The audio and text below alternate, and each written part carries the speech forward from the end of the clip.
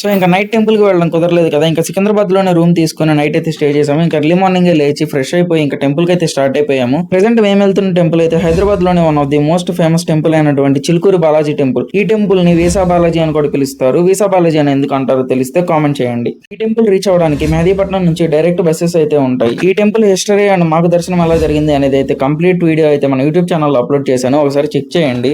Weekend అయ్యేసరికి crowd అయితే చాలా ఎక్కువగా ఉన్నారు. ఈ టెంపుల్ కి ఎక్కువగా సాఫ్ట్వేర్ ఎంప్లాయీస్, హైదరాబాద్ కి నియర్ గా ఉండే వాళ్ళు అయితే వీకెండ్స్ లో చాలా ఎక్కువగా వస్తుంటారు. దర్శనం కంప్లీట్ చేసుకుని బయటికి రాగానే ఇక్కడైతే చాలా స్టాల్స్ ఉన్నాయి షాపింగ్ చేయడానికి. అండ్ ఇక్కడైతే కొన్ని ఫ్రూట్స్ కనిపించాయి. ఈ ఫ్రూట్ నేమ్స్ ఏంటో తెలిస్తే అయితే నాకు కామెంట్ చేయండి.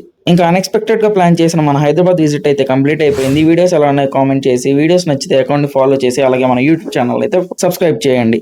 ఇంకా రిటర్న్ సికింద్రాబాద్ రీచ్ అయిపోయి గుంటూరుకి అయితే స్టార్ట్ అయిపోయాము.